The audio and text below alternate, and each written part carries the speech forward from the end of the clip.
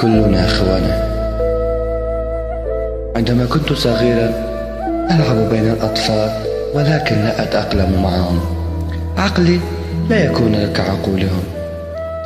كانوا يلعبون ويركضون ولا يفكرون بأي شيء لا يعنيهم، فأنا كنت أتأمل كثيرا. أريد أن أكبر بسرعة لكي أعلم بحلاوة الحب والحياة. كنت أتساءل نفسي كثيرا وأسأل من في حولي، ولكن الجواب عندما تكبر ستدري. ولا تتعجل، وعش طفولتك ولا تتفكر. كنت صغيرا أرى الناس كلها يعيشون بسعادة ومرح، ويحبون بعضهم البعض ولا يكرهون أحد. الحب، أجل الحب. كنت أتوقع أن الحب هو شيء جميل جدا، كلاهما يتبادلون نفس المشاعر، يشعرون بنفس الشعور الذي يشعر به المقابل. والأهل والأقارب لا يدرون ما معنى الكراهية ولا يعرفون ما معنى الحقد.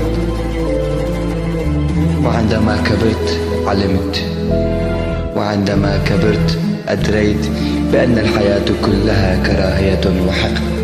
الحب، لا يوجد الحب، لا أحد يحب ولا أحد يشعر.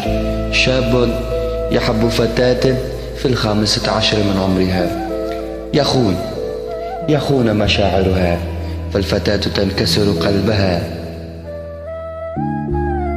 وعندما يأتي أحد، أي شاب لطيف جميل وسيم لكي يحبها، فالفتاة ذاك الوقت تلبس قناعها وتتمرد عليه، ويحببه نفسها وتخون مشاعره. وعندما نصبح إلى العمر 20 نصبح كلنا إخوانا.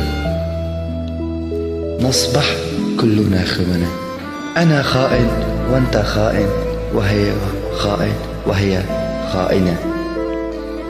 ولا نسأل نفسنا لماذا خان؟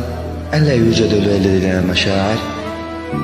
لا، أجل لا يوجد لدينا مشاعر، لأن أننا نشعر كنا صغار، ولكن أتى أحد فكسر الشيء الذي كنا نشعر به من صغرنا، من وقت بلوغنا، من وقت مراهقتنا، والآن أصبحنا كلنا إخوانا.